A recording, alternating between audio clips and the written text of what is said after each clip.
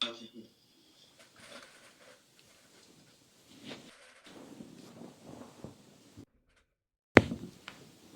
عليكم. أعوذ بالله من الشيطان الرجيم. بسم الله الرحمن الرحيم والصلاة والسلام على رسولنا محمد سيد الأولين والآخرين مدد يا رسول مدد يا سادات وصحبه دستور وما شاء الله فارز دستان شيخ محمد الحقاني مدد tarikatına camiye Peygamber Efendimiz sallallahu aleyhi ve sellem diyor ki okuduğumuz hadisler güzel, çok güzel. Peygamber Efendimiz sallallahu aleyhi ve sellem söylediği her söz kıymeti biçilmeyen hazinelerdir. We regularly narrate the sayings and the beautiful hadith, noble hadith of our beloved Prophet, peace and blessings be upon him. And every single word, everything our beloved Prophet, peace and blessings be upon him, said is beautiful and it is a priceless treasure. Ona itaat eden, gösterdiği, verdiği nasihatlara, verdiği güzel sözlere tabi olan dünyada da ahirette de mutlu olur. Obeying the teachings of our beloved Prophet, peace and blessings be upon him, following the advice and beautiful words he shared, will make a person happy in this world as well as in the hereafter. Saadet ehli olur. O yol güzel yol. A person who follows the path of our beloved Prophet, peace and blessings be upon him, will attain true happiness. The path of our beloved Prophet, peace and blessings be upon him, is a beautiful path. Kötülük olmayan It is a path which is completely free from evil. bir yoldur Peygamber sallallahu aleyhi ve sellem yolu. Ne buyuruyor işte sadakadan hiçbir mal eksilmez diyor. And among the sayings of our beloved Prophet, peace and blessings be upon him, is the following. And in this noble hadith, our beloved Prophet, peace and blessings be upon him, states that giving charity does not diminish one's wealth at all. Peygamber sallallahu aleyhi ve sellem yemin olarak bunu söylüyor Peygamber sallallahu aleyhi ve sellem. And our beloved Prophet, peace and blessings be upon him, swears on this and he takes an oath to this reality that giving charity does not diminish one's wealth. Sadakadan mal eksilen diyen insan yalan söylüyor. Whoever claims that charity decreases wealth is telling a lie. Sadaka malı çoğaltır, kaza belayı def eder. Charity actually increases wealth and wards off accidents and misfortunes. Her türlü iyiliğe, Allah'ın rızasına vesile olur.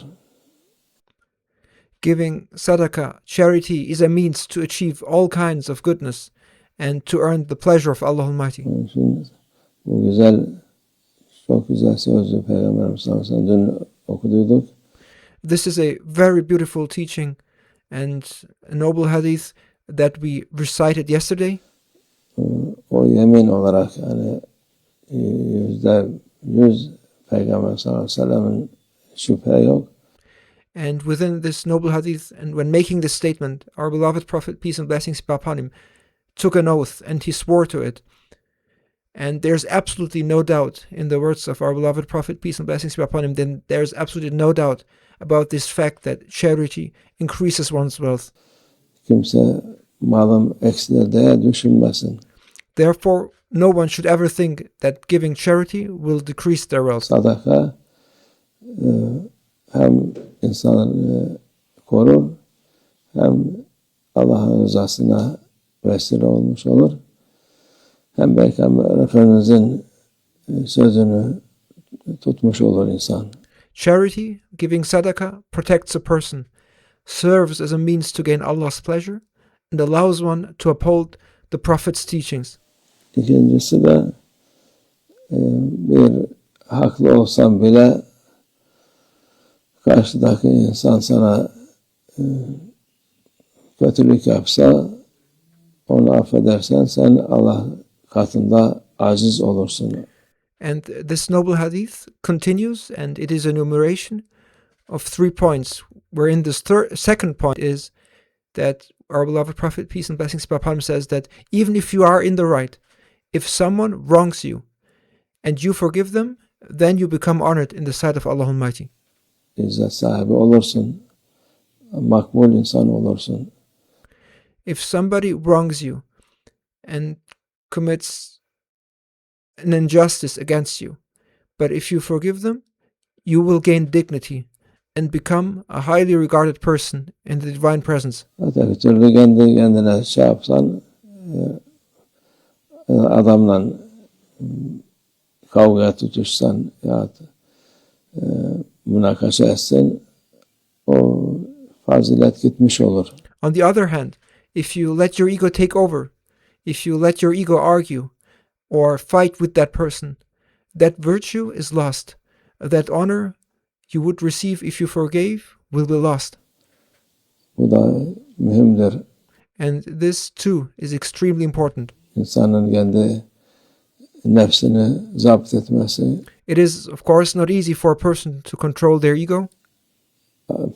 kolay iş değil. Haklı olup da haksızlığa Allah rızası için bırakmak. İnsanlar bazen ne yapıyor, olmaz diye şey yaparlar ama onu Allah rızası için o bırakırsan Allah seni indinde aziz kılar. Of course, it is not easy that if you are wronged and you are in fact in the right, but instead choose to let it go for the sake of earning Allah Almighty's pleasure. Even though, moreover, people might tell you not to, and even though people might advise you to seek your rights. But if you let go for the sake of Allah Almighty, even though being wronged, then Allah Almighty will elevate you and honor you. Yüce kılar.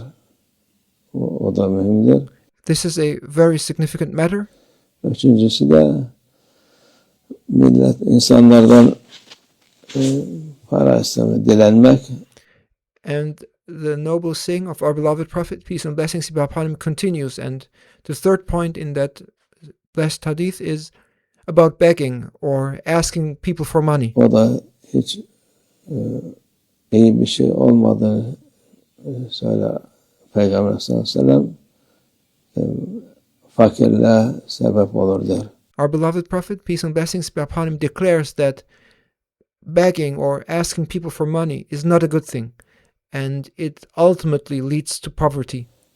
İsteme verir, Allah gönderirse gönderir ama sen If you need something, Allah Almighty will provide it. kalkıp da bana verin şu edin diye dersen o vakit fakirlik olur sende. However, if you lower yourself to constantly ask others to give to you, you will bring poverty upon yourself. Allah muhafaza etsin. May Allah Almighty protect us all from this.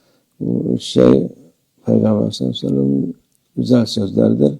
These three teachings are the beautiful words of our beloved Prophet, peace be upon him. İnsanın hayat boyu iyiliğe, güzelliğe, mutluluğa, saadete vesile olur. These words, these teachings serve as a lifelong guide, leading a person to goodness, beauty, and true happiness. Hem dünyada hem ahirette. In both this world and the hereafter. Allah o yolu takip etmeyenlerden eylesin inşallah. May Allah Almighty enable us and make us follow these teachings. Nefsimize uymadan May Allah Almighty protect us from following our egos. bu güzel sözleri kabul edip ondan amel etmeyi nasip etsin inşallah. May Allah Almighty grant us the ability to accept these beautiful words and to act upon them, inshallah.